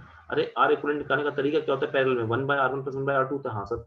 अब इसको अगर मैं देखना चाहता हूँ, क्या मैं इसको V square by R one plus V square by R two रखता हूँ, हाँ सर बिल्कुल रखते हो। V square by R one क्या है सर, ये V square by R one यहाँ से निकालोगे तो वो पी वन ही निकलेगा, ये पी वन है, ये क्या है पी टू है। तो जब आप इनको पैरेलल में लगाओगे तो आपका टोटल पावर क्या हो जाएगी, आपकी टोटल पावर हो जाएगी P1 प्लस P2। मान लीजिए सवाल में सर आपका आंसर, मान लीजिए इस क्वेश्चन में अगर दोनों सीरीज में लगाए जाते, इस क्वेश्चन में अगर दोनों सीरीज में लगाए जाते तब क्या होता, तब आपका आर इक्विवेलेंट क्या होता, वो होता R1 प्लस R2, ठीक है। तब आपकी पावर इक्विवेलेंट क्या होता, तब पावर इक्विवेलेंट होता आपका देखो जब सीरीज में आएगा, तो सवाल जब सीरीज में आता है तो आपको जो चीज होती है वो मैंने बता दिया, सीरीज में जब आता है तो आई वाले फॉर्मूले से सोचना होता है। तो यहाँ पे मैं I square R one plus I square R two सोचता, क्योंकि क्योंकि क्योंकि दोनों में सेम ही करंट होगा, क्योंकि सीरीज में दोनों में क्या होगा, सेम ही करंट होगा। तो आपका यहाँ से आई स्क्वायर बाहर आ जाएगा, R one plus R two यहाँ पे आ जाएगा, R one plus R two यहाँ पे आ जाएगा, ठीक है। अब आई स्क्वायर और यहाँ पे क्या हो जाएगा, आर वन को क्या लिखता हूँ मैं पी वन, आर वन को क्या लिखता हूँ मैं, आर वन को मैं लिखता हूँ आपका वी वन या V square by P one लिखता हूँ, और आर टू क्या लिखता हूँ मैं V square by P two लिख सकता हूँ। बाहर निकालूंगा तो यहाँ से क्या हो जाएगा, आई स्क्वायर आर आई, यहाँ से मैं क्या लिखता हूँ आई स्क्वायर वी स्क्वायर और यहाँ पे 1 by P one plus 1 by P two. तो थोड़ा सा अलग निकल के आएगा सीरीज वाले केस में, लेकिन सीरीज वाला केस पूछा ही नहीं गया, क्योंकि वो हार्ड केस होता है, इजी वाला केस पूछा गया क्योंकि आसान होता है। सवाल ये नीट में आया हुआ सवाल है, इस सवाल नीट वाले एग्जाम में आया हुआ सवाल है, बहुत इजी क्वेश्चन है, पर आप लोग कर सकते हो। चलिए नेक्स्ट क्वेश्चन का आपका सोनी जी ने आंसर दे दिया। नेक्स्ट क्वेश्चन क्या है, मैं आपको नीचे करता हूँ, देखते हैं आप लोग कर पाते हैं नहीं कर पाते हो। आपके पास में इस क्वेश्चन को करने का एट मोस्ट मतलब ये मान लो 30 से 40 सेकंड के अंदर आपको इस क्वेश्चन को करना है। अगर कर पा रहे हो 30 से 40 सेकंड में तो ठीक है, नहीं कर पा रहे हो तो टाइम वेस्ट कर रहे हो। बताइए इसका आंसर क्या होगा, और ये इसके बारे में कुछ और नई चीज समझाऊंगा आपको, बहुत इंपॉर्टेंट चीज है। चलिए जब तक के बच्चे समझ रहे हैं एक बात समझाता हूँ, सुनो। होता क्या है कि इंडिया में और यूएस में थोड़ा सा फर्क है बिजली के रेट का। बिजली का जो रेट है इंडिया और यूएस में, उसमें जमीन आसमान का फर्क है। क्यों फर्क है? क्योंकि इंडिया में और यूएस में, चलो मैं इसको अभी नहीं समझा रहा, इसको मैं आपको समझाऊंगा जब मैं आपको इंडक्टेंस पढ़ाऊंगा। ठीक है, इंडक्टेंस समझाऊंगा चीज, अभी नहीं। इंडक्टेंस में ज्यादा जब जनरेटर के बारे में बात करेंगे तब मैं समझाऊंगा, ये अभी के लिए छोड़ो। R/4 बच्चों का आंसर निकल के आया, तो सुनो सवाल क्या है। बोल रहा है electricity supplied for domestic use at 12 to 20 volt. India में क्या बोलता है, इंडिया में आपका हम 220 वोल्ट पे सप्लाई करते हैं आपकी, ठीक है, कर देते हैं, तो वोल्टेज है, ठीक है, तो VI लिखते हैं मैंने इसको। लेकिन यूएस में जब बात करते हैं तो जो आपका V यूएसए है, ठीक है, वो कितना आपको देता है, वो आपको बोल रखा है, वो आपका 110 है, ठीक है। अब बोल रहा है कि यहाँ पर जब हम एक इंडिया में पावर लेके चलते हैं 60 वॉट की, यहाँ भी पावर कितने दी है उसने, देखो ध्यान देना, दोनों जगह वो 60 वॉट के बल्ब को ही बात कर रहा है, 60 वॉट के बल्ब की बात कर रहा है दोनों जगह। बस फर्क क्या आ गया, फर्क आ गया दोनों के वी में। तो पावर तो दोनों की क्या है, पावर तो दोनों यूएस और इंडिया की सेम ही है। तो उससे क्या चेंज हो जाएगा, तो मैं बोलूंगा power of India is equal to power of US. यहाँ से साफ सी बात है, यहाँ पे क्या आ जाएगा आपका, तो यहाँ पे वी इंडिया का square upon R India is equal to V US का स्क्वायर अपॉन आर यूएस। ठीक है, अब सुनो, वी इंडिया की अगर मैं बात करता हूँ, वी इंडिया कितना दे रखा है, 220 का स्क्वायर हो जाएगा यहाँ पे। आर इंडिया कितना दे रखा है, वो आर दे रखा है, ठीक है, और वी यूएस कितना दे रखा है, वो 110 का स्क्वायर हो जाएगा, यहाँ पे आर यूएस आ जाएगा। अब सुनो, ये स्क्वायर है ना, जब इसको इससे काटोगे तो ये डबल टाइम्स है, तो ये 4 हो जाएगा। अरे 110 का डबल है 220, डबल का स्क्वायर भी तो करना है 4, यानी यहाँ से आर यूएस क्या निकल के आएगा आपका, it will come out to be R/4। It will come out to be R/4। तो बहुत सारे बच्चों ने आपने से R/4 आंसर किया है, आंसर विल बी सी हो जाएगा आपका आंसर R/4। अरे समझ में आ रहा है कि नहीं आ रहा है, कोई हार्ड चीज तो मैं पढ़ा नहीं रहा, ठीक है, ऐसे कोई अमन जी गलती मार दी। चलो आगे बढ़ते हैं, चलो एक और अच्छे क्वेश्चन पे चलते हैं अपन। गलती से मिस्टेक हो गया, चलिए इस तरह क्वेश्चन आपका, ये आर दे रखा है, ये आर दे रखा है। याद रखना, जब भी आपसे इक्विवेलेंट रेशियो निकालने को बोलता है तब तक आप आंसर नहीं कर सकते जब तक आपको ये नहीं बताया गया कि किसके बीच में निकालने के लिए बोल रहा है। जब आपको बहुत सारे एंड, देखो ये एक दो एंड है, ऐसे एक एंड, ये एंड है, एक ये एंड है, ये एंड है, ऐसे बहुत सारे एंड दिख रहे हैं आपको। जब तक आप आर इक्विवेलेंट नहीं निकाल सकते, तब जब तक कि आपको ये नहीं बोला कि किसके बीच में निकालना है, जब तक आपको ये नहीं पता किसके बीच में निकालना है, आप आंसर नहीं निकाल सकते। ये वाली बात हमेशा याद रखना, ठीक है। तो सवाल क्या पूछा गया, यहाँ पे सवाल पूछा गया कि फाइंड आर इक्विवेलेंट, ठीक है। फिर जब मैंने आर इक्विवेलेंट पूछ लिया यहाँ पे, तो आपका भी ये स्वाभाविक सवाल निकल के आता है कि सर कौन से एंड के बीच में बात कर रहे हो। अब मैंने आपको बता नहीं रखा, ठीक है, ये सवाल आ गया था आईआईटी में और बच्चे हिला भी नहीं पाए सवाल को, सर किसके बीच में निकालना है, किसके बीच में, बोला मैं नहीं बता रहा। अगर मैं नहीं बता रहा तो फिर आंसर कैसे निकालोगे। तो एक बात पता है, देखो ये सवाल बिल्कुल सिमेट्रिकल सवाल है। सिमेट्रिकल से मेरा कहने का मतलब, तुम इसको एंड ले लो, चाहे तुम इन दोनों को एंड ले लो, हर तरफ से सेम टू सेम सवाल दिखेगा। तुम चाहे इसको ऊपर से देखोगे तब भी तुम्हें ऐसे ही दिखेगा, नीचे से देखो तब भी तुम्हें, तुम कहीं से भी देखो इस सवाल को, ये तुम्हें सवाल बिल्कुल सेम टू सेम दिखाई देने वाला है हर तरफ से। मतलब इसका कहने का मतलब, इसका मतलब सर आप कोई भी दो एंड ले लो, तुमसे बोलता है कि भाई इसको ए ले लो, इसको बी ले लो, तुम बोलते नहीं नहीं नहीं नहीं सर, इसको क्यों लें, कुछ और बताओ, ठीक है, इसको ए ले लो, इसको बी ले लो, ठीक है, नहीं नहीं नहीं सर, एक काम करो, इसको ए ले लो, इसको बी ले लो, चलो इनको भी मत लो, और थोड़ा इसको ए भी मत लो, ए किसी और को ले लो। मतलब मैं मानता हूँ इसको ए ले लो, इसको बी ले लो, किसी को भी ले लो तुम सवाल में, किसी को भी कोई भी एंड ले लो, ये सवाल चारों दिशाओं से सेम टू सेम दिखने वाला है तुम्हें, चारों दिशाओं से तुम्हें क्या दिखने वाला है, ये सेम टू सेम दिखने वाला है। तो क्यों ना फिर हम इजी वाली ले लें, ठीक है। जब ये सवाल आपको, ये सवाल बहुत बेहतरीन सवालों में सवाल है, याद रखना। बच्चे समझ नहीं पाया था कि कौन से एंड के बीच में, और उसने एंड दिया भी नहीं आपको सवाल में, सबसे बड़ी गड़बड़ क्या होती है, उसने एंड दिया ही नहीं आपको। तो सबसे, जब एंड दिया कि ना, जब आपको एंड नहीं दिया जाए ना, सबसे इजी एंड ले लो। सबसे इजी एंड मुझे ये दिख रहा है, ये ए ले लिया और यहाँ पे मैंने बी ले लिया, ठीक है, ये ए ले लिया, बी ले लिया। अब इससे क्या फायदा होगा, तो तुम थोड़ा सा ध्यान दोगे ना, अगर थोड़ा सा ध्यान दोगे, तो अगर तुम थोड़ा सा भी ध्यान दो इस सवाल में, तो ये जो तुम्हारा बन के आ रहा है यहाँ पे, ये जो पार्ट है,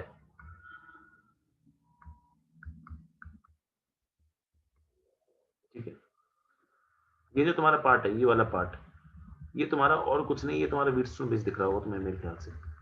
अगर इसको तुम अच्छे से देखो तो ये तुम्हारा बैलेंस्ड व्हीटस्टोन ब्रिज है। इसको तुम अगर प्यार से देखो ना, तो ऊपर वाले को देखो, ये तुम्हारा बैलेंस व्हीटस्टोन, देखो R/R1 तो सिंपल। जब ऐसा बन रहा है तो क्यों ना इसको तुम इस तरह से बना लो ना, सर ये आपका व्हीटस्टोन ब्रिज, और ये आपका व्हीटस्टोन ब्रिज का पार्ट जो बचा हुआ है। जैसे व्हीटस्टोन ब्रिज बना इसको हटा दो ना, जैसे व्हीटस्टोन ब्रिज बना बीच वाले को हटा दो। अब सवाल क्या बचा है, सवाल आपका इस तरह से बचा है, ये आपका बी हो गया, ये आपका ए हो गया, और इसके बीच में एक रेजिस्टेंस और यहाँ लगा हुआ है।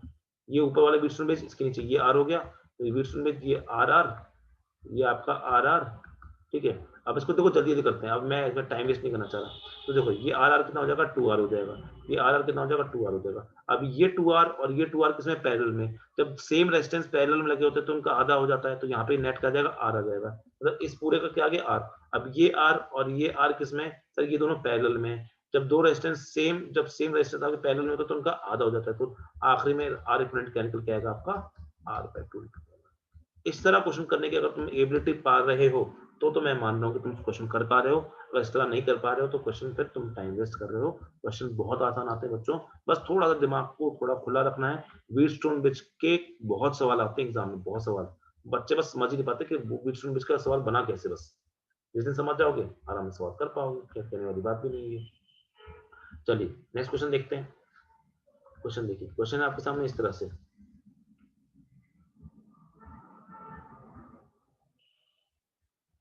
ये 3 ओम है, ठीक है, यहाँ पे फिर आपका 2 ओम है।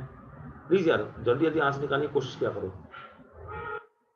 6 ओम है, यहाँ से 4 ओम है, ठीक है, और फिर यहाँ से फिर तुम्हारा 6 ओम है, और यहाँ पे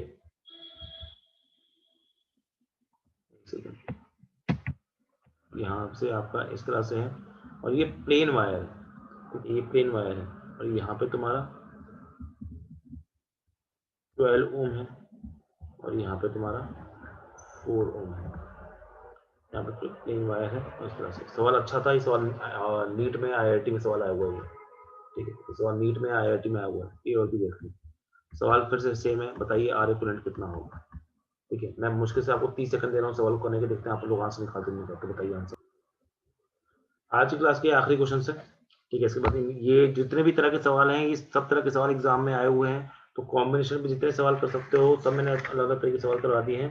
देखो आज की क्लास में इतने ही सवाल कराएंगे, मतलब इसके बाद तो सवाल आप जितने लगा लो, सवालों की कमी नहीं है दुनिया में। सवाल लगाते रहो लगाते रहो लगाते रहो, टाइम वेस्ट करते रहो, इतना करना है, पर वो ये सवाल सही करो तब टाइम वेस्ट कराओगे।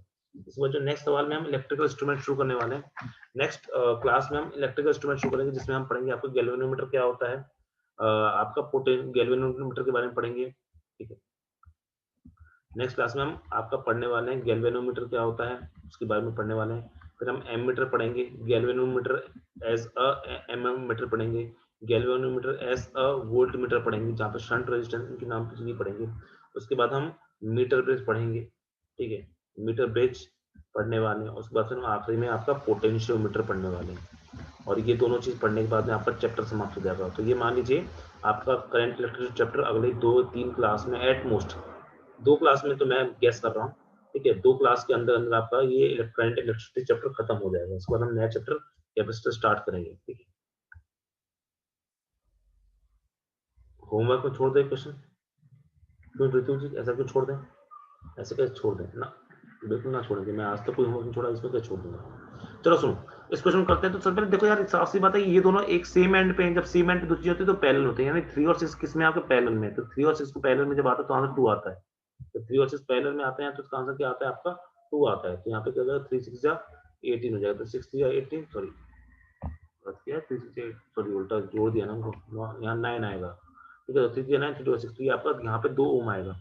ये दोनों भी क्या है, ये दोनों भी आपके पैरेलल में है, तो दोनों पैरेलल में, तो आपको क्या हो जाएगा यहाँ पे 2 into 4 upon 2 + 4, यानी आपका 2 3 जा 6, और यहाँ पे आ जाएगा 4/3 आ जाएगा। ठीक है। जब बात करते हैं यहाँ पे ये दोनों पैरेलल में, जब ये दोनों पैरेलल में तो क्या आ जाएगा यहाँ पे 6 × 12 बाय 6 + 12 यानी 18 60 80 3 4 12, तो ये हो जाएगा 4, यहाँ पे 4, यहाँ पे 2, यहाँ पे 4/3। अब यहाँ पे क्या आएगा, देखो जब खाली वायर आ जाए, तो उसका रेजिस्टेंस क्या होता है, 0। तो आप दोनों अभी पैरेलल में, एक तरीका क्या है, 0 × 4/0 + 4 करोगे तो बेटा 0 निकल के आएगा ना, यानी इनका इक्विवेलेंट क्या निकल के आने वाला है, 0। 0 का मतलब ये नहीं है कि वहां से गायब कर दोगे तार को, तार गायब नहीं होगा। रेजिस्टेंस का, अगर रेजिस्टेंस 0 आ गया समझो तार गायब नहीं, यहाँ पे नॉर्मल तार आ गया। यहाँ पे आज के बाद एक बात याद रखना हमेशा, कि कहीं भी गलती से भी आपका इस तरह से वायर आ जाए ना, यहाँ पे खाली वायर आ जाए, तो जो उसके पैरेलल में रेजिस्टेंस लगा हुआ है ना, इसका कोई मतलब नहीं। क्योंकि याद हो तो मैंने आपको बहुत पहले एक चीज बताई थी कि कभी भी आपका इस तरीके से रेजिस्टेंस लगा है और इसके अबाउट ऐसे कर दो तो उसको हम बोलते हैं शॉर्ट सर्किटिंग। क्या बोलते हैं, शॉर्ट सर्किटिंग। मतलब जो भी करंट यहाँ से आ रहा है इसके अंदर जाने वाला करंट क्या हो जाएगा, 0। जो भी करंट आएगा ऊपर से निकल जाएगा, क्योंकि करंट हमेशा कम रेजिस्टेंस वाला पार्ट ढूंढता है। अगर 0 रेजिस्टेंस मिल जाए उसको तो सारा रेजिस्टेंस वहां से ही निकल जाता है। तो ये हो जाएगा। जब इसको सवाल को करते हैं हम, तो अब सवाल क्या बचा, कि सवाल बचा है ऊपर आपका 2, यहाँ पे आपका 4/3, ऊपर आपका 2, यहाँ पे बचा आपका 4/3। सवाल सही दिया ना मैंने, सवाल गलत दिया मैंने, यही है सवाल है, यही है सवाल, कैसे कम मैंने कुछ गलती करी क्या। 3 का R, अच्छा तुम आंसर बताया जा रहे हो तुमसे। ओके, तो ये हो जाएगा, तो यहाँ पे 4/3 और यहाँ पे नीचे क्या हो जाएगा सर, यहाँ पे हो जाएगा आपका बचेगा 4 ही। इसको 0 लिखना है तो यहाँ 0 लिख दो, पर कोई मतलब नहीं है इस तरह से, ठीक है। ये हो जाएगा, तो जब लिखते हैं तो ये क्या हो जाएगा, ऊपर हो जाएगा आपका 2 3 6 + 4 10/3 हो जाएगा ऊपर, और नीचे क्या हो जाएगा तुम्हारा, नीचे हो जाएगा आपका 4। तो बाद में क्या है, दोनों आपके पैरेलल में, क्या होता है 10/3 × 4/10/3 + 4। बाकी तो यार इतना तो आप मेरे साथ सॉल्व कर सकते हो। 40/3 डिवाइडेड बाय आपका यहाँ पे 30, यहाँ पे क्या आ जाएगा, एक सेकेंड, 12 और 22/3, तो ये आ जाएगा आपका 40/22, यानी विच मीन्स आपका 211 और यहाँ पे 20/11 आंसर आ जाएगा। बड़ा अच्छा क्वेश्चन था पहले वाला। चलो नेक्स्ट क्वेश्चन करते हैं। नेक्स्ट क्वेश्चन अगर हम करने जाएं, तो देखो इस क्वेश्चन में क्या होगा, इस क्वेश्चन में बच्चे उलझते हैं, तो क्या करना है, तो कुछ नहीं, जब ये खाली वायर आ जाए ना, खाली वायर को तुम देखना, चलो तुम इसको वायर को लगाओ चाहे मत लगाओ, एक ही बात है। मतलब ये वायर आपका इस तरह से हो जाएगा, खाली वायर जब आ जाए तो वो वायर लगाओ चाहे मत लगाओ, बात तो एक ही ना। ऐसे करके और इसको ऐसे बना लो, ऐसे करके और ऐसे बना लो, ऐसे करके और आपका ऐसे बना लो, ठीक है, इस तरह से। तो जब इस तरह से बनाओगे, इसको भी इस तरह से बना लो। तो ये सब सवाल उसको देखोगे ना बड़े प्यार से, उसको जब प्यार से देखोगे तो ऐसा बनेगा तुम्हारे सामने 2R, और यहाँ पे ऐसे, और यहाँ पे तुम्हारा 2R, और यहाँ पे फिर तुम्हारा इस तरह से यहाँ पे R, ठीक है, और यहाँ पे फिर तुम्हारा 2R, ठीक है। देखो अब सवाल कितना आसान हो जाएगा, यहाँ पे तुम्हारा R, और फिर ये कहाँ तक जा रहा है, फिर ये जा रहा है तुम्हारा इस तरह से, और यहाँ पे फिर तुम्हारा 2R, और ये जा रहा है तुम्हारा यहीं पर, और यहाँ B, और यहाँ पे A। अब इस सवाल को करना पहले की कंपैरिजन में थोड़ा सा आसान है, सवाल करना पहले कंपैरिजन थोड़ा आसान है। कैसे, अब देखो ये 2R और ये 2R कैसे पैरेलल में, तो यहाँ पे कितना बचेगा, यहाँ पे R बचेगा। ये और कहीं कुछ ऐसा नहीं दिख रहा है मुझे, ऐसा और कहीं मुझे होता हुआ नहीं दिख रहा है, ठीक है। चलो ये भी हो गया। अब एक और चीज यहाँ पे देखो, देखने वाली चीज क्या है यहाँ पे, तो सर देखो यहाँ पे आपका खाली वायर है, ठीक है। मैं सवाल गलत दे दिया कहीं, मुझे लग रहा है मैं सवाल कहीं कुछ गलती कर दी है। चलो सवाल गलती करी हो चाहे सही किया, सवाल तो आपको खुद ही रखना है। सवाल में कोई गलती कर दी मैंने, हाँ सवाल में गलती कर दी मैंने, सवाल में गलती करी थी। चलो सवाल अब दे दिया, उसको दे दिया। यहाँ पे 2R है, यहाँ पे खाली वायर है। जब खाली वायर है तो इसको रेजिस्टेंस को यहाँ से हटा दो, तो खाली वायर दिख रहा है तो यहाँ से रेजिस्टेंस को हटा दो, ठीक है। जब रेजिस्टेंस को हटा दिया तो अब सवाल आपका क्या बचा, अब सवाल बचा आपका इस तरह से। अब सवाल क्या बचा आपका सर, यहाँ पे बचा आपका इस तरह से R बचा, ठीक है। और फिर यहाँ पे क्या बचा आपका, कहाँ गया, और ये डायग्राम, तो क्वेश्चन गलत बना से ये गड़बड़ हो जाती है। आप नीट के क्वेश्चन में गड़बड़ नहीं कर सकते, वरना यहाँ पे पूरा क्वेश्चन गलत हो जाएंगे आपके। और यहाँ पे आपका R हो गया इस तरह से, ठीक है। और यहाँ पे आपका R हो गया इस तरीके से, यहाँ पे आपका 2R हो गया, ठीक। और आपका यहाँ पे हो गया। अब ऐसे, ठीक है। जब ऐसे देखना चाहते हो, अब सवाल बहुत आसान हो गया क्या, ठीक है। तो ये क्या हो जाएगा आपका, ये आर और ये 2r क्या है आपके, ये पैरेलल में है। तब ये पैरेलल में तो आपका क्या हो जाएगा यहाँ पे 2/3, तो ये आपका 2/3 बन जाएगा। जब ये 2/3 बन गया तो अब क्या करोगे सर, देखिए यहाँ पे r, यहाँ पे आपका 2/3r और यहाँ पे तुम्हारा ये r, इस तरीके से बन गया। अब इन दोनों को जोड़ोगे तो इन दोनों को जोड़ के बन गया आपका 5r/3 बन गया, और यहाँ पे क्या बन गया, r बन गया। अब ये दोनों तुम्हारे पैरेलल में तो आप क्या करते हो, 5/3 अपॉन आपका +1 हो जाएगा, तो 5/3 प्लस ये हो जाएगा आपका 8/3, आंसर आएगा आपका 5/8। चलो अच्छा क्वेश्चन बन गया इस तरफ से। ठीक है, बाकी तो आप उसको देख ही लेना वीडियो में और समझ में आ ही जाएगा। चलो इस सवाल को करते हैं, तो ये दोनों पैरेलल में, तो ये हो जाएगा आपका r। ठीक है, आपका ये दोनों पैरेलल में, तो ये हो जाएगा r। अब तुम यार तुम्हारे सामने व्हीटस्टोन ब्रिज बना हुआ है, r/r दोनों व्हीटस्टोन ब्रिज है, इसको उड़ा दो। जब व्हीटस्टोन ब्रिज बनाया तो इसको उड़ा दोगे, तुम्हारे सामने क्या बचेगा फिर, तो सिंपल सा है कि ये आपका r, ये r, तो r हो जाएगा, 2r ऊपर हो जाएगा और 2r नीचे हो जाएगा। ये ऊपर का रेस्टेंट नीचे का रेस्टेंट दोनों काटोगे फिर r बन जाएगा। तो इसका आंसर क्या निकल के आ जाएगा आपका, इसका आंसर निकल के आएगा आपका r, फाइनल वाले का आंसर निकल के आएगा r। ठीक है, बड़ा बढ़िया क्वेश्चन बन गया। तो चलो मैंने थोड़ा सा जल्दबाजी में खत्म किया है, पर आपको समझ में आ जाएगा। कुछ नहीं है, आपको सवाल अगर करने जाओ, सवाल में ऐसा कुछ है नहीं, बस ये है कि थोड़ा सा आपको सवाल को लगाना पड़ेगा ढंग से। ठीक है, सेकंड का r आ रहा है, 4/5 आ रहा है। चलो ठीक है, जो भी है, आई होप कि सारे क्वेश्चन समझ में आए होंगे। ठीक है, क्वेश्चन समझ में आए कि नहीं आए बताओ। आखिरी के जो मैंने थोड़ा सा गड़बड़ी कर दी है, आखिरी के मैंने क्वेश्चनों को थोड़ा सा ज्यादा हौच पौच कर दिया, पर मेरे ख्याल से सबको समझ में आ गया होगा। जल्दी बताओ, आज की क्लास समझ में आई कि नहीं आई, जल्दी बोलो। ठीक है, थोड़ा बहुत मजा आया होगा आज के सवाल लगाने में। इस तरह के सर्किट आने वाले हैं आपके सवाल में। ठीक है, आज हमने क्या किया, आपके सर्किट अलग अलग डिफरेंट सर्किट डायग्राम बनाए, और उन सर्किट डायग्राम्स में क्या किया, आपका आर इक्विवेलेंट निकालना सीखा। आई होप कि हर बच्चे को ये समझ में आया होगा। नेक्स्ट क्लास में हम आपके इलेक्ट्रिकल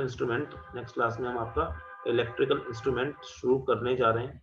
ठीक है, जिसमें हम पहले स्टार्ट करेंगे कि गैल्वेनोमीटर क्या होता है, सवाल आते हैं इसके ऊपर, बिल्कुल अच्छे से पढ़ लेना इसको। ठीक है, गैल्वेनोमीटर क्या होता है, फिर हम पढ़ेंगे galvanometer as an ammeter, कि एम मीटर बनाते हैं, गैल्वेनोमीटर कैसे बनाते हैं। उसके बाद गैल्वेनोमीटर को हम वोल्ट मीटर भी बनाएंगे, कैसे बनाते हैं, कौन सा शंट रेजिस्टेंस होता है, कब ज्यादा होता है रेजिस्टेंस, कब कम होता है, किसमें करंट ज्यादा होता है, किसमें करंट कम होता है, ये सारी चीजें पढ़ेंगे। और उसके बाद अगर टाइम बचा तो हमारे नेक्स्ट 2 तरह के आपके इंस्ट्रूमेंट आते हैं, आपके लैब इंस्ट्रूमेंट। एक तो होता है मीटर मीटर एक होता है मीटर ब्रिज, और एक होता है आपका, दूसरा होता है आपका पोटेंशियो मीटर क्या, ठीक है, और एक होता है पोटेंशियोमीटर।